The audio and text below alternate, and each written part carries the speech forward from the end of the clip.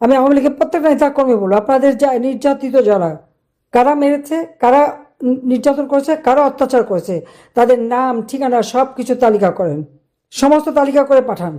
দিন একভাবে যাবে না, দিন আসবে, প্রতিটি রক্তবিন্দুর হিসাব নেওয়া হবে। মুক্তিযুদ্ধের বিরুদ্ধে এত রাগ কেন? দেশটা স্বাধীন না হলে জিয়াউর রহমান মেজরই থাকতো, মেজর জেনারেল হতো না। আর আজকে যারা বিভিন্ন পদে উঠেছেন বা বাংলাদেশের প্রধানমন্ত্রী হয়েছেন, বাংলাদেশই হতো না, প্রধানমন্ত্রী তো দূরের কথা। তাহলে লজ্জা করে না মুক্তিযুদ্ধের সমস্ত ইতিহাস মুছে ফেলা, চেতনা মুছে ফেলা? আর ইনুস বাটপাড়ের কথা বলবো না, কারণ তার তো কোনো কিছু নাই। সে তো এই বাটপাড়ি করে সারা বিশ্বে তার একটা মানে মিথ্যা ভাবমূর্তি তৈরি করেছে। এখন তো তার যে সে যে একটা খুনি, দুর্নীতিবাজ, সে যে একটা বাটপার, এটা আজকে প্রমাণিত সত্য। তা এখানে আওয়ামী লীগের প্রত্যেকটা নেতাকর্মীকে জনগণের পাশে দাঁড়াতে হবে। সব কিছু আজকে ধ্বংস করে দিয়েছে, আজকে অর্থনীতি ধ্বংসপ্রাপ্ত। যে পাকিস্তানের লোকরা একসময় বলতো যে আমাদের বাংলাদেশ বানিয়ে দাও, আজকে সেই পাকিস্তান উঠে গেছে আর আমরা নিচে নেমে গেছি। এবং এটা যে পরিকল্পিতভাবে করা হলো। আমরা বিজয়ী জাতি, 1971 সালে আমরা বিজয় অর্জন করেছি। সে বিজয়ের ইতিহাস মুছে দিয়ে পরাজিতদের পা চাটতে যাচ্ছে এরা। কাজে এদের চেহারাটা চিনে রাখেন, ইনশাআল্লাহ দিন আসবেই। আর আমি যখন আছি বেঁচে, অবশ্যই আল্লাহ সেই সুযোগ দেবে, এ বিশ্বাস আমার আছে। তো সবাই ভালো থাকেন, সুস্থ থাকেন। যারা এখানে অসুস্থ বা নেই, তাদের চিকিৎসার ব্যবস্থা করতে হবে। আর যারা সব কিছু হারিয়েছে তাদের পাশে দাঁড়াতে হবে। সবাই এক হয়ে কাজ করতে হবে। আমি এটুকু বলবো যে আজকে যে অবস্থার সৃষ্টি হয়েছে, এই যে শত শত শিশু যে মারা গেল, এর জবাব ইনুস এবং তার উপদেষ্টা তাদেরকে দিতে হবে। কেন ভ্যাকসিন কেনে নাই, কেন টিকা কেনে নাই? যারা এভাবে সন্তান হারিয়েছে তাদের কষ্টটা ওরা বোঝে না। আমি তো টাকা রেখে এসেছিলাম, সব টাকা মেরে খেয়েছে। 2024-25 অর্থ বছরের বাজেট 7,97,000 কোটি টাকার বাজেট দিয়ে আমি 41,000 কোটি টাকা শুধু এই টিকা ক্রয় এবং এই ক্ষেত্রে তাদের স্বাস্থ্য ক্ষেত্রে রেখে এসেছিলাম। গেল কোথায় সে টাকা? সে জবাব দিয়ে করতে হবে তাদেরকে, এবং এর তদন্ত করতে হবে যে কেন টিকা কেনা হয়নি। ইউনিসেফ যেখানে চিঠি লিখলো, তারা জবাব দিল না। ইউনিসেফ গাভির সাথে আমাদের চুক্তি ছিল, কিন্তু কেন কেনা হলো না সেই জবাব কিন্তু পাওয়া যায়নি। সেই জবাব আদায় করতে হবে আমাদের, যে এত শিশুর জীবন নিয়ে ছিনিমিনি খেললো কেন। আর ওই গ্রেনেড তার একজন ক্ষমতা আসলো, সেও তো খোঁজ নেয়নি যে আদৌ টিকা কেনা হলো কিনা, শিশুদের টিকা দেওয়া হলো কিনা, শিশুদের রক্ষা করতে হবে কিনা, ওসব চিন্তা নাই। যখন শিশু মারা যায়, মারা আহাজারি করে বুক চাপড়ে, আর তারেক তার বউ আর মেয়েকে নিয়ে সিনেমা দেখে, থিয়েটার দেখে, শেষে কি গাড়ি চালায়, এটা কি? এদেরও জবাব দিতে হবে এবং সমস্ত ঘটনা তদন্ত করতে হবে, এবং এই ব্যাপারে আমাদের সোচ্চার হতে হবে। এবং আমি ধন্যবাদ জানাই যে আমাদের সংগঠনের অনেক নেতাকর্মী কৃষকের ধান কেটে দিচ্ছে, পাশে দাঁড়াচ্ছে, রোজার সময় তাদের সেহরি বা ইফতারের ব্যবস্থা করছে, শীতের সময় কাপড় দিচ্ছে, এগুলি করে যাচ্ছে। যারা কাজ করে তারা করে যাচ্ছে। আর কিছু আছে বসে মানে এখানে এর বিরুদ্ধে ওর বিরুদ্ধে ওর বিরুদ্ধে বলে বেড়াচ্ছে। আমি হিসাব নিচ্ছি, এগুলি হিসাব মতোই করা হবে। কিন্তু নিজেদের মধ্যে এই সমস্ত বন্ধ করে দিয়ে এক হয়ে কাজ করতে হবে, সবাই ঐক্যবদ্ধ হতে হবে। এবং যে সমস্ত কমিটিগুলি এখনো বাকি আছে সেগুলি পূর্ণ করে দিতে হবে, আর সংগঠনের নিয়ম নীতি মেনে চলতে হবে। কারণ আওয়ামী লীগ একমাত্র রাজনৈতিক দল বাংলাদেশে, যে দল এদেশের স্বাধীনতা এনে দিয়েছে, যে দল অর্থনৈতিক মুক্তি এনে দিয়েছে। 32 নম্বর সড়কে বঙ্গবন্ধু স্মৃতি জাদুঘর, এই স্মৃতি জাদুঘরে আগুন দেওয়ার নির্দেশ কে দিয়েছে? এই স্মৃতি জাদুঘরে আগুন দেওয়ার পরিকল্পনা তো তারেকের। আজকে সে প্রাইম মিনিস্টার। এই তারেক রহমান এবং ইউনূস মিলেই তো এটা করেছে, সমস্ত মুক্তিযুদ্ধের স্মৃতিচিহ্ন মুছে ফেলা, জাতির পিতাকে অসম্মান করা। এটা তো তাদের পরিকল্পনা। তার কারণ হচ্ছে জাতির পিতা বঙ্গবন্ধু শেখ মুজিবুর রহমানের নেতৃত্বে এবং তার নির্দেশে মুক্তিযুদ্ধ হয়েছে, বাঙালি বিজয় অর্জন করেছে, পাকিস্তানিদের পরাজয় হয়েছে।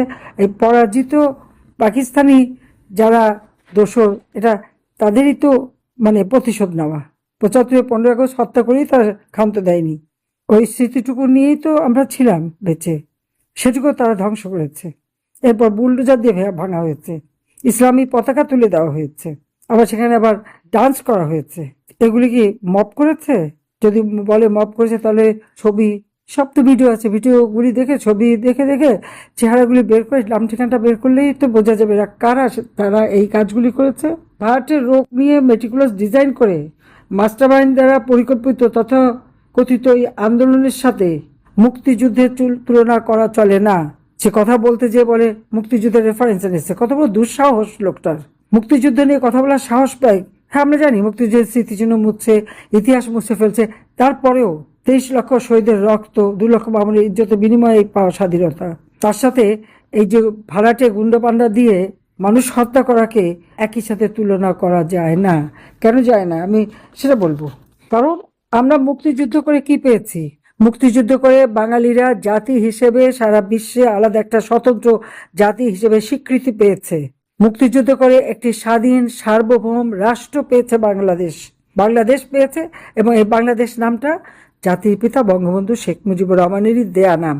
বিজয় জাতি হিসেবে বিশ্ব দরবারে সম্মান পেয়েছে বাঙালি। বাঙালি জাতির উত্থান হয়েছে, প্রতিষ্ঠা লাভ করেছে, স্বতন্ত্র জাতি হিসেবে সম্মানিত হয়েছে।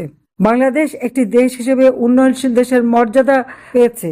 যুদ্ধ বিধ্বস্ত দেশ গড়ে তুলে জাতির পিতা এই বাংলাদেশকে স্বল্পোন্নত দেশে উন্নীত করে গিয়েছিলেন।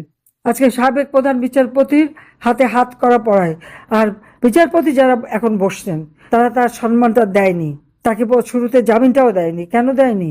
এই হাত করা আরো সাবেক বিচারপতির হাতে যে পড়বে না, এই গ্যারান্টিটা কিভাবে দেবে? তারা কিভাবে দেবে? আজকে হত্যাকারীদের, অগ্নিসংযোগকারী, পুলিশ হত্যাকারী বা তাদেরকে দায় মুক্তি দেওয়া হয়ে গেছে, তাদের কোনো বিচার হবে না। স্বজন হারা বেদনা নিয়ে সারা জীবন কাটতে হবে। কারণ আইনের আশ্রয় লাভের যে অধিকার সংবিধান তাদের দিয়েছে, সেই অধিকার থেকে তারা বঞ্চিত। আজকে রিক্সাওয়ালা থেকে শুরু করে সবাইকে গ্রেপ্তার, 32 নম্বরে গেলেই গ্রেপ্তার করা, তার গায়ে হাত তুলে হাতুড়ি দিয়ে ভেঙে উল্লাস করে। কারা এরা? কারা? আমার তো মনে হয় অন্য কোনো প্ল্যানেট থেকে এসছে। আজকে স্বাধীন বাংলাদেশে তোমরা স্বাধীনতা ভোগ করবা, আর যিনি সারাটা জীবন জেল জুলুম অত্যাচার সহ্য করে দেশটা স্বাধীন করে দিলেন তাকে অপমান করবা। এটা কোন বিচার? তাতে এর যে জবাব একদিন দিতে হবে। এই যে ভয়াবহ নির্যাতন প্রত্যেকটা আওয়ামী লীগ নেতা কর্মীকে নিঃস্ব করে দিয়েছে, আর তাদের উপর নির্ভর করে যে সমস্ত পরিবার বাঁচত তাদেরকে শেষ করে দিয়েছে। যারা নির্যাতিত তাদেরকে পুলিশ গ্রেপ্তার করে, তাদেরকে শাস্তি দেয়, তারা জেলে যায়, কিন্তু যারা নির্যাতনকারী তাদের কোনো বিচার নেই। এই হলো বর্তমান বাংলাদেশের অবস্থা। আইনের শাসন নাই, বিচার নাই, কিছু নেই।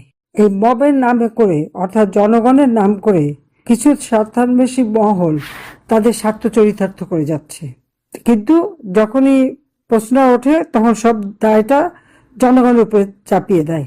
আমি জানি না বাংলাদেশের জনগণ এটা এতদিনে বুঝতে পেরেছে কি না, যে মব মব করে করে যতগুলি ঘটনা এ পর্যন্ত ঘটিয়েছে তার কোনোটাই কিন্তু বিচার হয় না, বা কেউ বিচার চাইতেও পারে না। সবাইকে এখন এক হয়ে ঐক্যবদ্ধ থাকতে হবে, রুখে দাঁড়াতে হবে এই বাংলাদেশের জনগণের উপর এই যে নির্যাতন অত্যাচার, এর থেকে দেশের মানুষকে বাঁচাতে হবে, এবং তার জন্য সকলকে ঐক্যবদ্ধ হয়ে রুখে দাঁড়াবার জন্য আমি আহ্বান জানাচ্ছি। জনতার জয় হবেই হবে। এরা তো মুষ্টিমেয়। 17 কোটি মানুষের মধ্যে কতজন আছে? এরা 50 লাখ, 1 কোটি, তার বেশি তো না। তাহলে সমস্ত জনগণকে আজকে রুখে দাঁড়াতে হবে। সবাইকে ঐক্যবদ্ধ হয়ে জনতার পাশে দাঁড়ানোর জন্য আমাদের নেতাকর্মীদের আমি আহ্বান জানাচ্ছি। সবাই ভালো থাকেন, সুস্থ থাকেন। খোদা হাফেজ। জয় বাংলা, জয় বঙ্গবন্ধু। বাংলাদেশ চিরজীবী হোক।